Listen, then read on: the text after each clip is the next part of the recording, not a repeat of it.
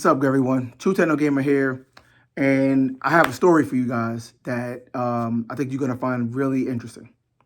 So, this is one of the age-old debates with home theater and audio and stuff like that. Is do cables really matter?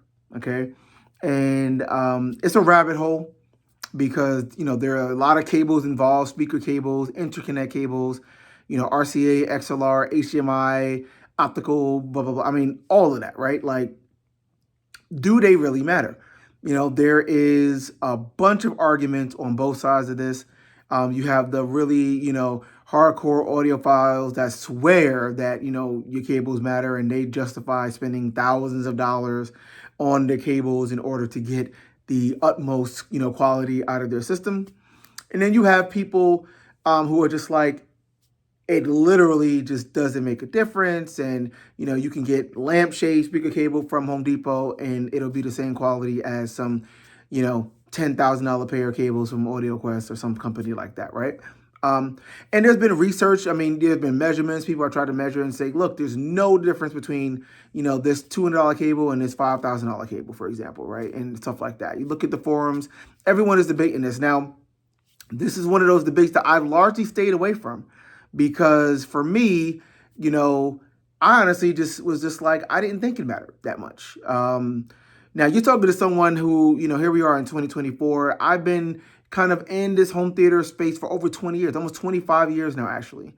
And, you saw my video on the Rocket 88 speaker cables.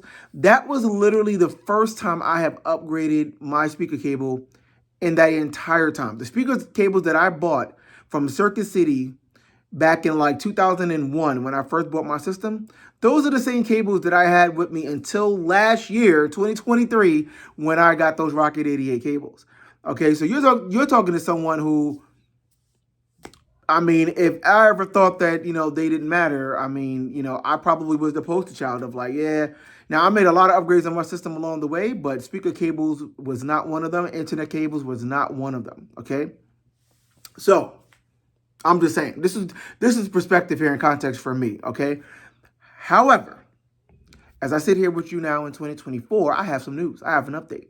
I have spent some more time over the last few years, right? I've been going to shows. I've been going to Capital Audio Fest. I'm going to Exponia. I obviously have a bunch of dealers in the Northeast region and the DMV region that I frequent. And I have, in fact, had people present me A/B comparisons with changing out various types of cables.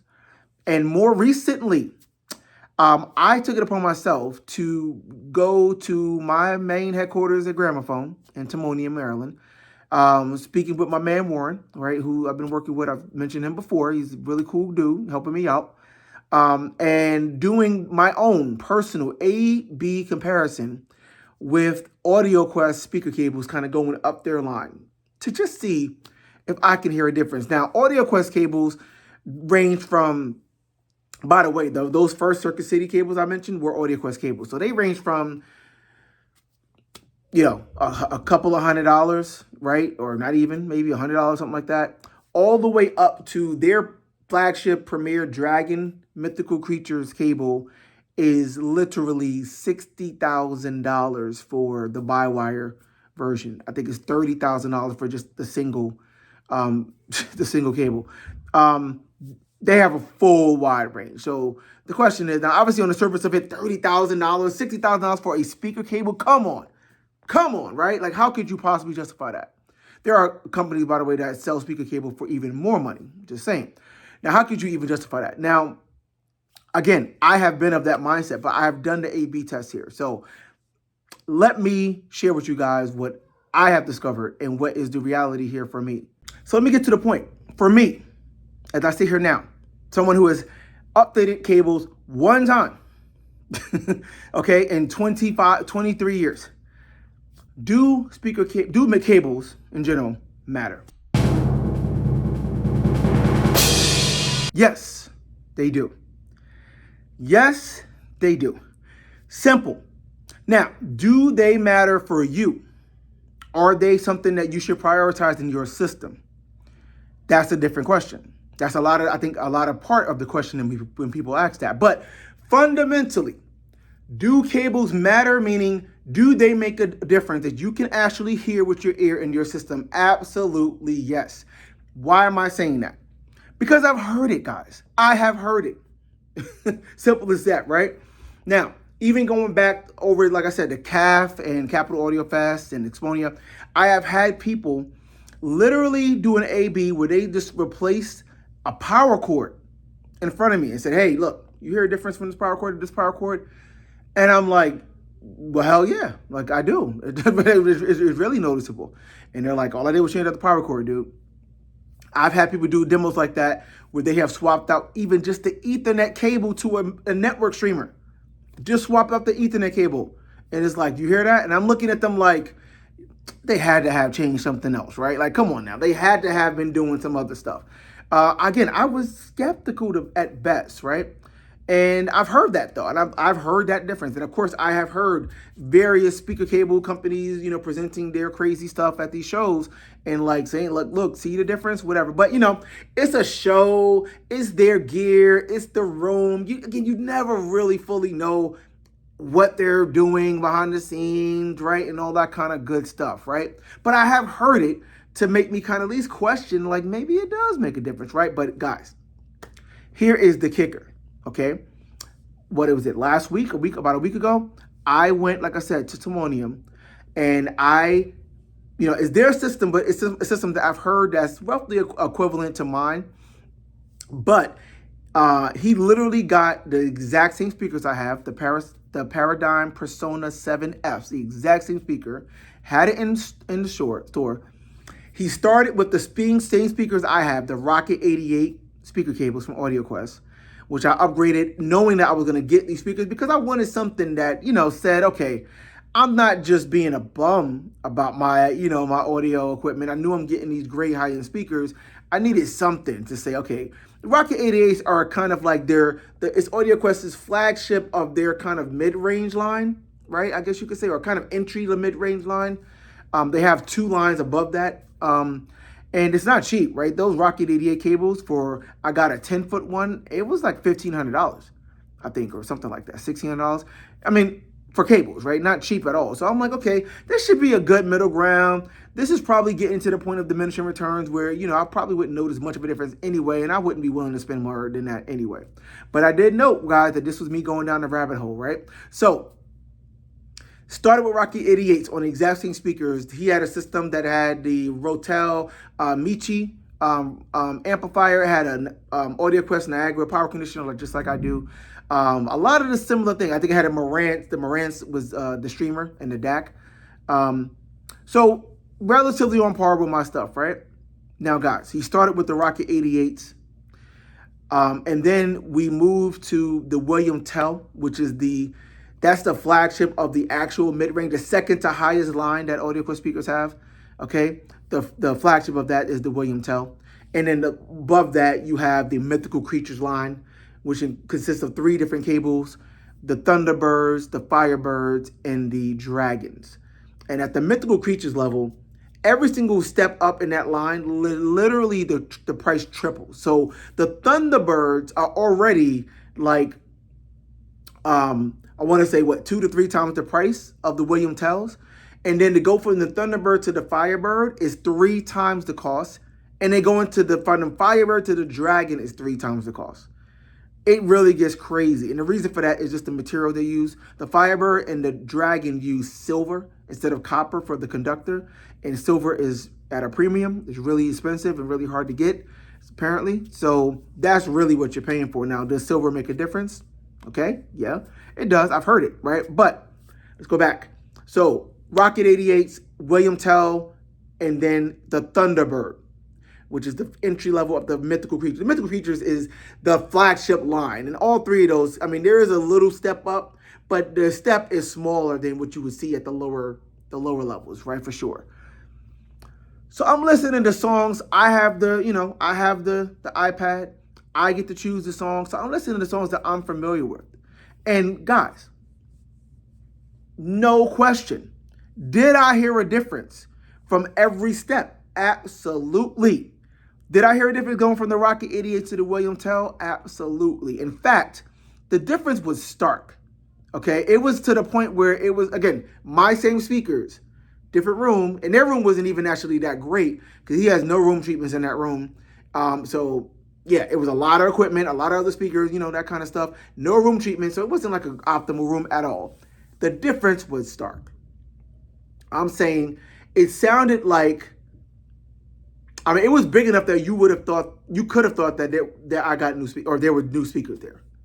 Like, it was big enough that it's not this type of thing though that is night and day where the average, I can bring my wife or my mom and put them in front of this. And if I did that A/B comparison, they wouldn't notice that something is different, but it's kind of hard in your mind and in your brain to really tune into what is different. That's what I call the trained ear, the audiophile trained ear. Like, I knew, and I'm not the most trained ear by any stretch, but I still kind of knew what things to listen for. And it was really evident. Now, I think anyone would have noticed that it sounded different, like I said, but how different and what was different would be harder to discern, okay? But it was different. Going from the William Tell to the Thunderbird was also different. I would almost say that the difference was, it was a little less. You do start to get to a point of diminishing returns, of course, right?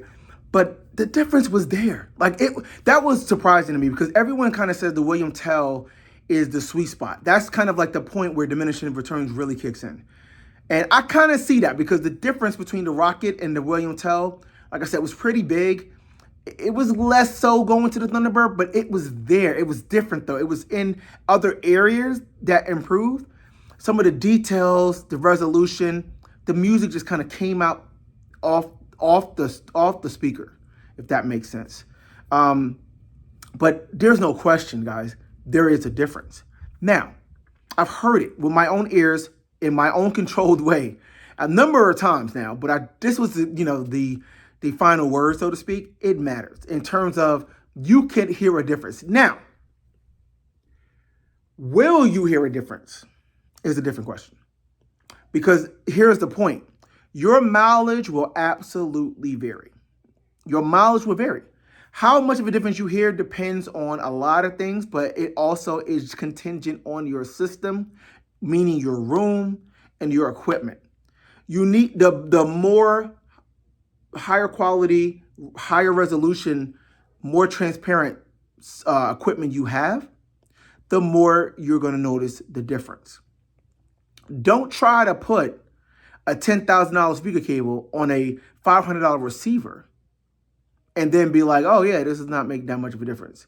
I'm pretty sure it wouldn't make that much of a difference in that case. You know what I mean? Like, don't try to do stuff like that. So here's the thing, guys. Here's the lesson. When people say it doesn't matter. And by the way, we didn't measure it because I know I've seen measurements, Audioholics and other people, Audio Science, I think, have done some stuff. They try to show, hey, measurements are the same. In some cases, it might even be worse than, I'm not refuting that. It doesn't matter.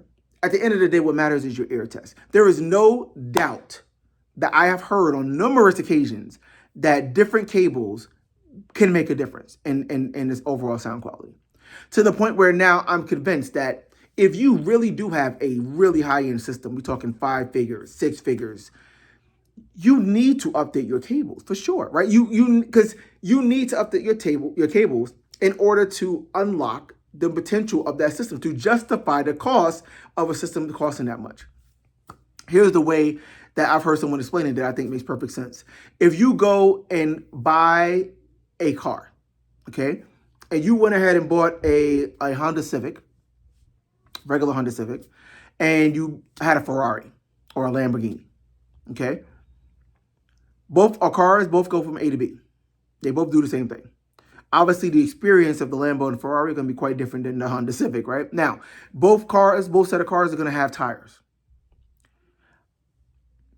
Would you agree that the tires make more of a difference on the Lambo or the Ferrari than on the Honda Civic?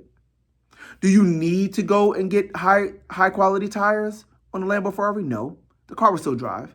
It'll even still be faster than the Civic just by the engine and everything else, right? But if you did, and you guys that are car enthusiasts know what I'm talking about, if you did go and get really high performance tires, summer tires, whatever, that can grip the road well and blah, blah, blah, on the Lambo Ferrari, is it not going to make that much of a difference? to really maximize what a Lambo Ferrari can do and how that advantage would be over a Honda Civic? Absolutely, right? And if you put those same tires on a Honda Civic, right, you probably wouldn't even really be able to notice how much more grip it really is offering because the Honda Civic isn't pushing it as hard, right? It's not, coming off the line as hard, right? It would, right? That's so if you have a high quality system, you're going to want to dress it with the proper tires, right? In this analogy, that's the speaker cable. And I think that actually fits, right? Like it'll work, but when you hear a high quality speaker cable on a high end system, that's to me the best way I could think about it, right? It's like you're now giving it the high quality cables so that car can, now you're pushing it. Now your 0 to 60 time is even more accurate. Those corners are gripping. You feel that experience is that much more. And I see that. But again, your mileage will vary. So some people say speaker cables don't matter. Interconnect cables don't matter. Guess what? They're not necessarily wrong. They're not necessarily wrong. What they probably mean is it doesn't matter in their system or in whatever system they may have heard it. That's possible. That is absolutely possible. But I can tell you that there is an audible difference in going to the different speaker cables and even just going up the line, like I said, in one company's cable. Now, again, and even at the high end, going from the William Tell to the Thunderbird was like, wow, I heard it. And AudioQuest themselves have said stuff like, people say, well, you turn the volume up, even though it's the same volume, everything's the same. It sounds like that because you're basically exposing so much more of the actual sound. You're bringing the sound out and out the speakers. The speakers can get even more out the way, which is what a high-end speaker is really supposed to do. You want to get that sensation that the sound is just floating in space. And you really do need a speaker cable of quality to do that. And that's what I'm noticing, man. I'm hearing it. So snake oil, right? This term that's used in audio to mean like fake companies advertise, again, you need to upgrade your HDMI cord because it's going to give you this and that. And people say it's digital. Like HDMI doesn't make a difference. Ethernet doesn't make a difference, right? Speaker cables don't make a difference. Snake oil is this term that's used in audio to kind of say fake science. Right, people advertising something and it's just not real, right? And snake oil has been used to describe a lot of cables, some cases even DACs and amplifiers and stuff like that. So is speaker cable snake oil? No, I'm not. I'm gonna say no. Like I said, I've heard it. That's all I can say. Some of you guys are gonna be like, oh, I've done these tests and I've done this first. I didn't hear it. Okay, again, everyone's ears are different. Every system is different. There's a lot of variables here. So it's not a universal thing that in every single case, you're going to hear a difference between a $500 cable and a $5,000 cable. That's what I'm saying. Right. But these companies, most companies that are, pretty honest and good about their science and stuff, most of these companies that wind up making and manufacturing those $5,000 cables, they're doing so for a reason. Right? And people are buying them. Otherwise, they wouldn't keep doing it and stay in business. So people are buying them.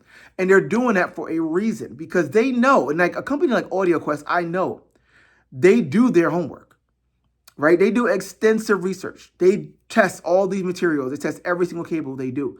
And if it's not a meaningful difference, they don't release it, quite frankly. Everything that they've done, everything along the way, there is a meaningful difference. They understand what the science about it is. They understand what the materials are, and they price accordingly. Now, in some cases, they actually have pretty good value. In some cases, some levels, but yeah, of course, they go way out there, and it's kind of hard to justify that as a value. I'm not saying that they're value. I'm not even saying that it's justified. I'm not saying it's something that you should do or anyone particularly should do, but I am just saying that they do make a difference, right? The Dragon level cables sound like something that you will not hear at the Rocket level, or even at the Robin Hood or William Tell levels, right? I've heard it. I'm saying. So I know people look at me now saying I'm full of it, whatever like that. I'm telling you just my experience because this is something that I've wondered myself. And again, you're coming from someone who has upgraded the speaker cables one time in over 20 years. This is not something that I do. This is not something that I really have believed in. I've done like I said, upgraded my amplifier, my preamps, my speakers now, my DACs, my ancient Blu-ray, everything along the way, of course, in 20-something years. And I have not upgraded my speaker cable except for one time. And to be honest, going from the older, cheaper, I think I had the X2 AudioQuest cables to the Rocket 88s, which is not an insignificant difference. I mean, from my own memory of it, when I put those on, I heard a little difference, but it wasn't like, wow. Now, that was when with the old speakers. I first hooked up those cables with the old speakers I had, the old Paradigm Studios. And it wasn't like a stark difference, to be honest. But again, those speakers are not anywhere near the personas, right? So would I hear a difference? I didn't do an excessive A/B kind of thing. I didn't do all that here. But I plugged them in and I was like, okay, it does sound a little clearer. It does sound a little bit more precise. But again, I've heard out the persona what the difference are, could be across the line, and it's real, guys. That's what I'm saying. So you heard it here. Speaker cables, in my opinion, I would not classify them as snake oil, but it does not mean that you will hear a difference, or at least hear that big of a difference, depending on your ears, depending on your own system, depending on your own level of equipment, guys. Understand your mileage will vary. But as I've been on my crusade of, I got like a lot of the core components for my end game, as I've called it, Journey to End Game, I realize now that it is, in fact, really important to fill in the gaps, so to speak. Everything in the chain does matter. If you spend this much on speakers, spend this much on the system, again, on a Lambo, you want tires that are going to do it justice, right? You want clean power, and that's what the Niagara was about. I also got the Edison wall outlet now. So even at the wall outlet, I have, a filtered noise signal coming through, filtered noise out of the signal that's coming into the Niagara. Then the Niagara does its magic. I have, upgraded power cables on the Niagara now, and upgraded power cables on my Anthem now. And that stuff has helped. I'll just say that. More on that to come, but that stuff has helped. I've heard the difference. It makes everything sound cleaner, clearer. It makes the surround sound more active, believe it or not, because I guess the signal's there. So, do I upgrade my interconnects now? Do I upgrade my XLR cables now, right? There's obviously other power cords in my line. Do I need to upgrade all of that? And do I need to upgrade my speaker cables from where they're at? Will I hear a difference? Maybe. You guys just got to wait to see. That's all for now. True Techno Gamer. Snake oil. Do you believe in it or not? Have you heard a difference with cables? Please let me know. I want to talk to you guys. We're going on our way to 1,000. Please help me get there. Appreciate y'all. Till next time. Thanks.